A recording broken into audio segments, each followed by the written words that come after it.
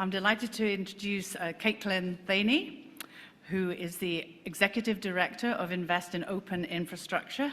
She's also a fellow New Yorker. She served as the Endowment Director for the Wikimedia Foundation before. We all love Wikipedia. And before that, she directed the program portfolio for the Mozilla Foundation, which actually underwrites my favorite browser and my very favorite email program that I'm not allowed to use anymore, Thunderbird. And there she spent her time building the Mozilla Science Lab. And then she was on the founding team for Digital Science, where she helped launch and advise programs to search researchers worldwide, building on her time at Creative Commons. So she is eminently experienced, and we look forward to hearing from her.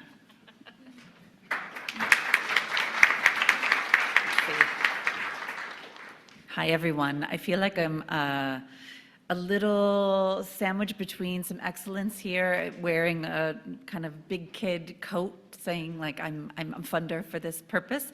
So it's great to be with you all, and I'll explain a little bit about why I say that. Invest in Open Infrastructure came about literally out of a hallway conversation from a number of open advocates across open access, scholarly communication, open data, institutions, funders that were frustrated with the fact that it felt like they had to compete ever increasingly for project-based funding, that felt like it was pitting these projects against one another or causing them to have to build new features rather than sustaining the work that they knew was needed for the communities that they served in the research ecosystem, or putting them into a place where they had to look at either shutting down or becoming an acquisition target. Does that sound familiar to anyone here in the room? So the work that we do at IOI as initial start was to say, how can we do this better? How can we do this differently? The IOI Fund, which I'll talk about, is a big flagship initiative. I'm really proud of it. It's been 5 years in the making. It is one piece of what we do. We originally set out, see if I can get this to work.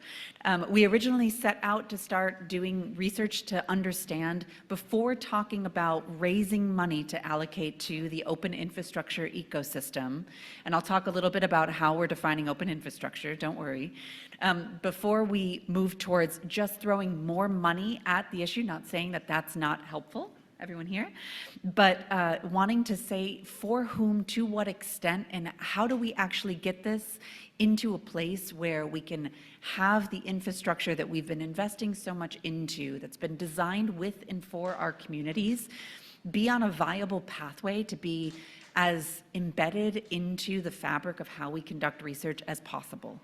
And so we started with a research component and then also deep engagement with the institutional community, research performing networks, research and education networks in other parts of the world like Latin America and Africa, and also working to help open the aperture of how we view funders in this broader space so that we might be able to take a more holistic view into how we can start to move forward change.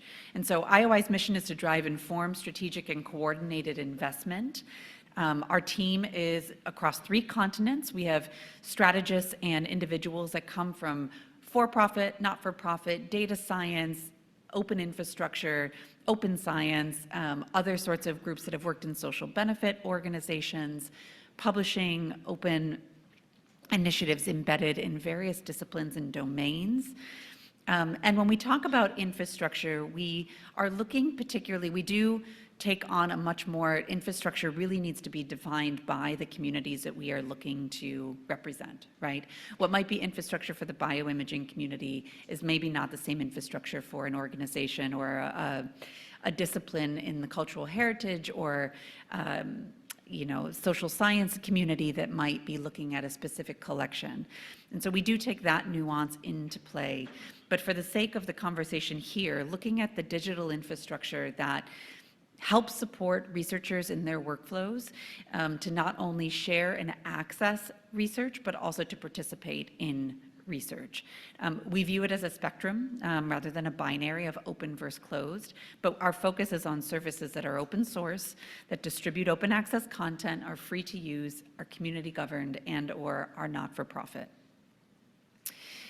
I'm not going to read through this whole slide. I know I've got a limited amount of time, but we've heard the challenges talked through today through the keynote all the way up to the recent comments from my panelists here, that we know that access to knowledge and data is critical. And I think, Anchi, your presentation also talked very beautifully about the need for the public infrastructures and how this has a broader application in terms of society. But we're facing increased consolidation of tools, content, and pricing that makes participation in research more cost prohibitive. This slide was also crafted before the country that I currently reside in currently went to pot, right? And so, when we talk about the funding that we would be relying on in terms of diversification, it has been even more shaken up than I think we had already started to plan for, right?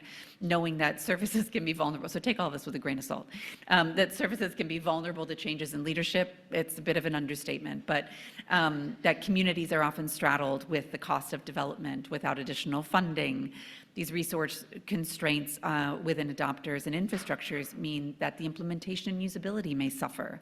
And the sustainable funding models and low adoption rates can lead to unhealthy and unnecessary costs and competition rather than working together to help make sure that those communities are better served. We also know all of those different positive attributes there when we talk about the value of open infrastructure. So what IOI does, I mentioned that we started by doing a deep listening tour. I started literally as the day that the pandemic shut down New York City. We had $200,000 and a bit of a hope and a dream.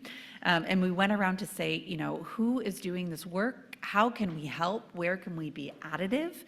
Bottom corner there in terms of research and tools, we put out, and we serve as a resource for the broader community with a State of Open Infrastructure report, research and findings, targeted research outputs. We also have an infrastructure discovery tool called InfraFinder, which has over 110 infrastructures indexed that help those that are making decisions about research infrastructure, help give that information to them. But what we realized also was that in terms of getting funding for infrastructures and trying to improve the adoption, there were a number of other areas that we found that infrastructures were falling, at least at this sort of stuck point, right? That the funders wanted to be able to get more resourcing to them. The infrastructures wanted to be able to meet those moments of transition or growth or even consolidation, but couldn't take their foot off the gas of running the infrastructure. So we provide a number of other services to sort of run alongside these projects to help improve their success.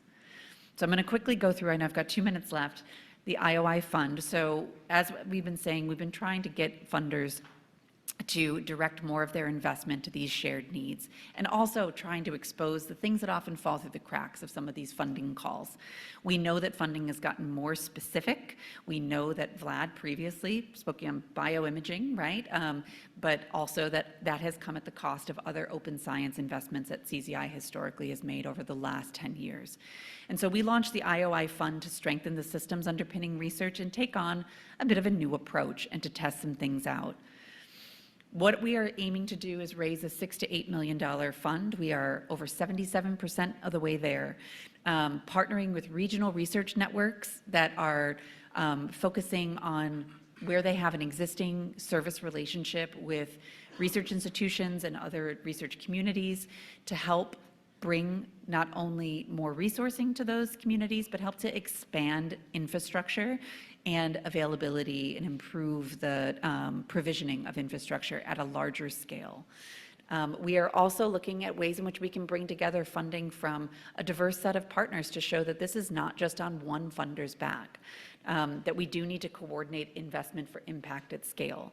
I don't need to tell everybody here in the room, I'm sure we've all had a conversation with a funder where they've said, we'll fund this, not that.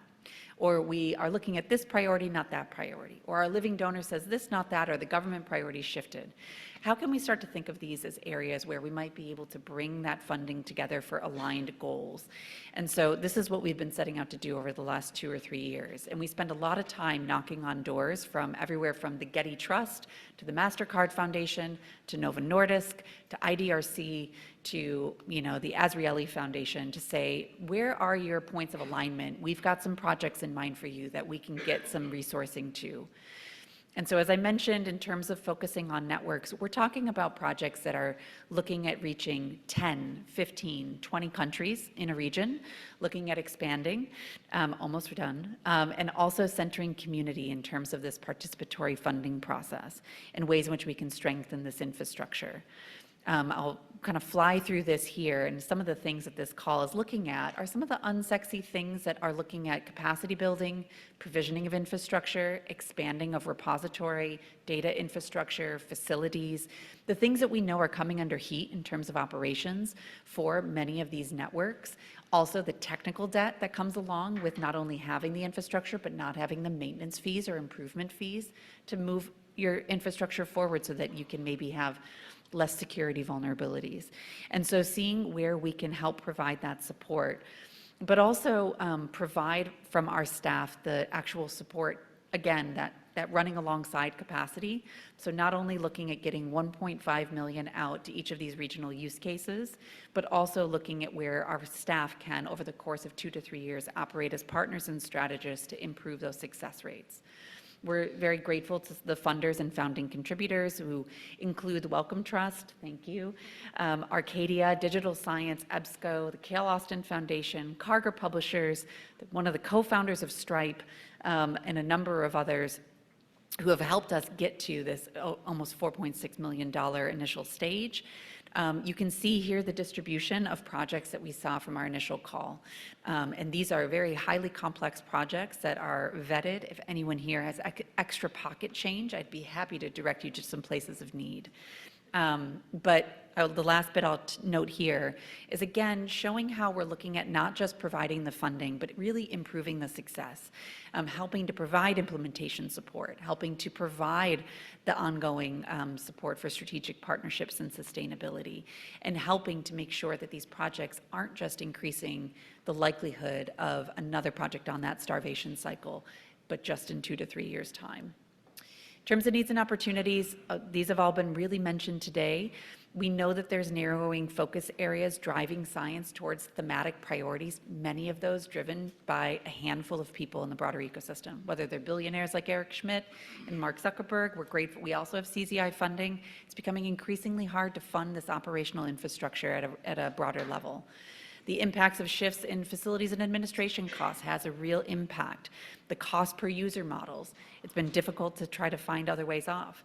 And so we believe ongoing operations need longer runways and diverse funding streams to withstand these swings, and ways in which we can continue to invest in coordination like this community here to think about organizational structures and organizational models that can help bring the resources that are needed to facilitate this transition. We're here to help. Thank you so much.